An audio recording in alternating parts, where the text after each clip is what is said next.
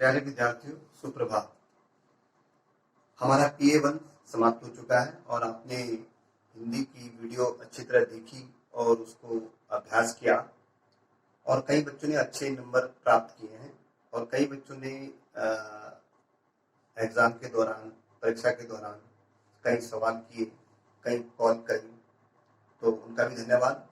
अब हम दूसरा चरण आरंभ करते हैं। तो इस दूसरे चरण में हम छायावाद के बाद के मुख्य कवि नागा अर्जुन, जिनकी प्रसिद्ध कविता है यह है दंतुरित मुस्कान और फसल हम बाद में करेंगे।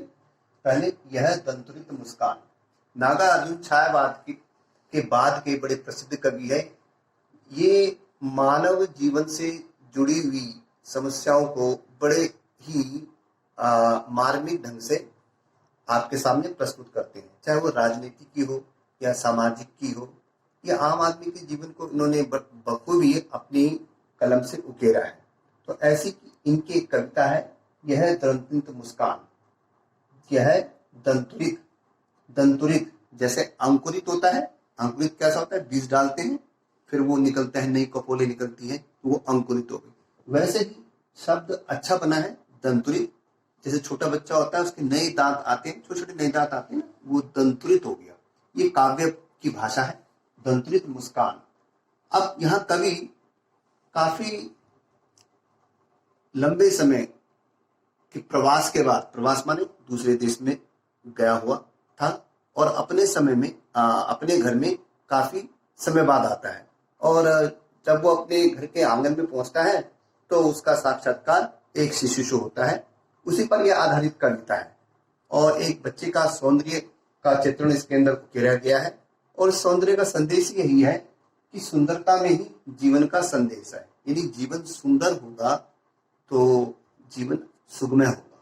तो अब देखते हैं यहाँ पर जो कविता है, तुम्हारी, जब मैंने बताया ना, जब कवि घर में पहुंचता है तो अपने घर के आंगन में वो तुम्हारी यह दंतुरित मुस्कान, कवि कह रहा है, उनसे बच्चे का साक्षात्कार होता है, मिलन होता है और उनकी नजरें, कवि की नजरें यानी नागा अर्जुन की नजरें बच्चे से टकराती है, मिलती है और वो कह उठते हैं, तुम्हारी यह दंतुरित मुस्कान मृतक में भी डाल देगी जान।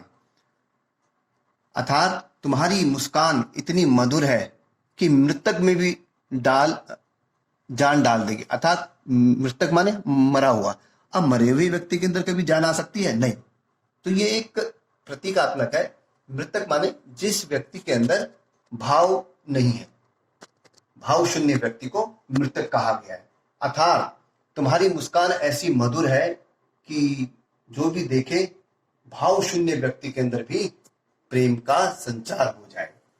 धूली धूसिर तुम्हारे गात, यानी कि धूल से सने हुए तुम्हारे ये गात माने शरीर धूल से सना हुआ है।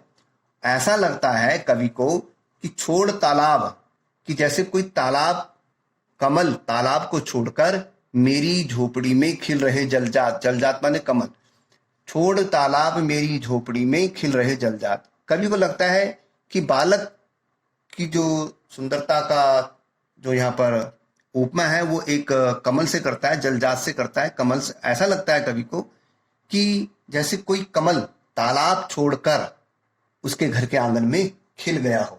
यहाँ कवि ने बच्चे के सौंदर्य को, बच्चे के मुखमंडल को कमल का रूप दिया है और लगता है जैसे कोई कमल उसके आंगन में खिल गया हो।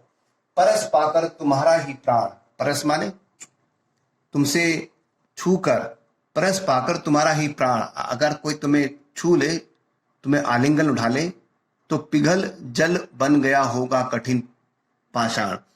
तो अगर कोई तुम्हें गोद में उठा ले, छू ले, दिल से लगा ले, तो पाषाण हृदय वाला व्यक्ति भी पिघल कर उसमें मामत्य जाग जाए, उसके अंदर ममता जागृत हो जाए। हाँ, तो क्या बताया था हमने? पाषाण वाला हृदय व्यक्ति भी अगर तुमको छू ले तो उसके जीवन में भी शैफालिका के फूल झरने लगे। यह शैफालिका के फूल का एक वृक्ष है, शैफालिका फूल का नाम है और उस तरह से जैसे झरते हैं।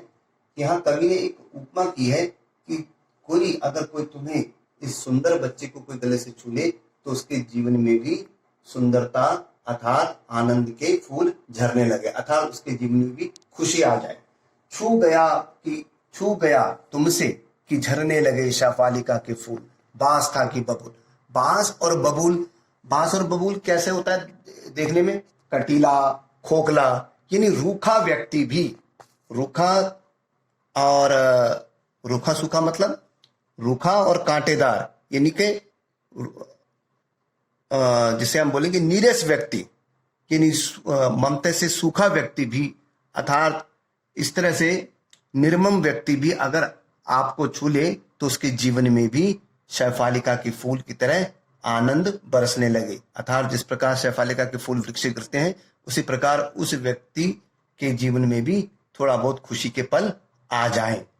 बांस था कि बबूल, ये प्रतीकात्मक शब्द है। बांस कैसा होता है? खोखला, बबूल कांटेदार। तो कांटेदार व्यक्ति की तुलना की गई है प्रतीका में, बांस खोखला और बबूल मतलब नीरस व्यक्ति के जीवन में भी आनंद प्राप्त हो जाए।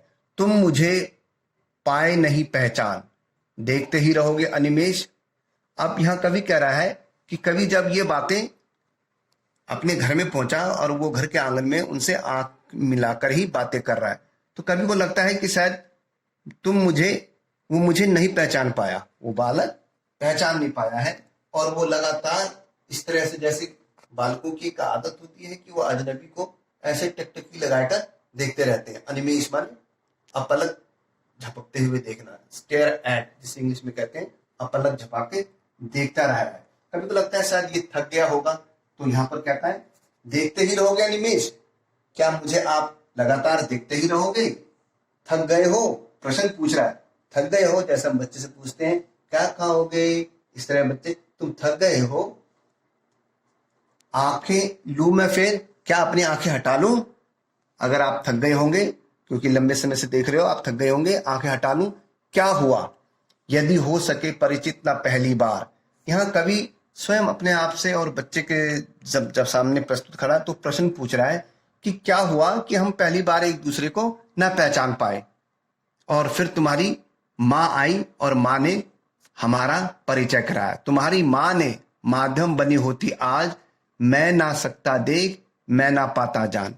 अगर तुम्हारी माँ बीच में ना आती और परिचय नहीं कराती कि ये तुम्हारे पिता हैं और ये आपका पुत्र है, वही पुत्र जो आपके जन्म से पहले, आप इसके जन्म से पहले जब आप प्रवास चले गए थे और आप लंबे समय बाद आए हो, तब इसका जन्म हुआ। तो ये पिता पुत्र की तो इस तरह से यदि तुम्हारी माँ ना आती तो हम नहीं पहचान पाते कि हम दोनों पिता पुत्र हैं। तुम मेरे पुत्र हो और मैं तुम्हारा पिता हूं। तुम्हारी यह द्वंद्व मुस्कान, ठीक है ना? तो आगे क्या कहता है? धन्य तुम, माँ भी तुम्हारी धन्य। कवि यहां माँ को धन्यवाद और बालक को धन्यवाद दे रहा है कि चिर प्रवासी मैं इतर मैं अन्य। कवि कह रहा है कि मैं तो चिर माने लंबे समय से, प्रवास माने दूसरे देश में रहा, ठीक है ना, और मेरे लिए तो, तुम्हारे लिए मैं एक दूसरा ही व्यक्ति था, परंतु इस अतिथि से प्रिय तुम्हारा क्या रहा संपर्क। भावुक होकर थोड़ा सा कवि बालक से कह रहा है कि मैं एक अजनबी से तुम्हारा कोई संपर्क नहीं रहा, अर्थात इस अंतराल में, जिस अंतराल में मैं यहाँ नहीं था, आपका इस अतिथि से जो मैं आया, जो मेरे लिए आप अतिथि के समान जिस हूं मैं आपके लिए, मेरा इतने समय से आपका कोई संपर्क नहीं रहा, परंतु मेरी इस अनुपस्थिति में उंगलियां मां की कराती रही मधुपर्क। मधुपर्क, जो मधुपर्क अधिकतर जो ये शब्द है, ये एक तरह से जैसे चरणामृत होता है ना, उस तरह से ये 5 तत्वों से मिलकर बना होता है। घी, दूध, मक्खन, पानी, और इस तरह से इन 5 तत्वों से मिलकर बना होता है। तो ये उसको मधुर पर्क कहने का मतलब यह है कि मेरी अनुपस्थिति में माँ ने तुम्हें लाला पाला और भोजन करवाती रही, ठीक है ना। मेरी अनुपस्थिति में तुम्हारा लालन पालन भी माँ ने ही किया। मधुपर्क का मतलब है भोजन खिलाना, लालन पालन करते रहे। देखते तुम इधर कन की मार, ये, और कवि कह रहे हैं, और अगर तुम इधर कन की मार माने, कई बच्चों की आदत होती है कि वो थोड़ा सा इस तरह से हटके देखते हैं, ऐसे तिरछी नजर से देखते हैं, जैसे अजनबी को देखते देखते तुम इधर कनकी मार, और जब होती आंखें चार, तब तुम्हारी दंत्रुत मुस्कान मुझे लगती बड़ी छविमान। जब कवि कह रहा है कि तुम अचानक मेरे को नजर बचाकर दोबारा देखते और मैं एकदम अपना चेहरा आगे कर लेता, तो हमारी नजरें मिलती, तो ये नजर मिलकर आपको बड़े मुझे बहुत छविमान लगती, यानी कि मेरे दिल को बहुत सुकून पहुंचाने वाली लगती। ठीक है ना। तो यहाँ पर कवि ने बच्चे की सौंदर्यता का चित्रण किया है, एक बालक के बच्चे का। तो यहाँ पर इसीलिए मैंने कहा था कि यहाँ पर कवि जो है सुंदरता में ही जीवन का संदेश देना चाह रहा है कि जीवन में अगर सौंदर्य है तो हमारा जीवन सुखमय और आनंद में कटेगा।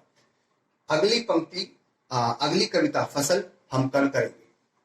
तब तक के लिए धन्यवाद।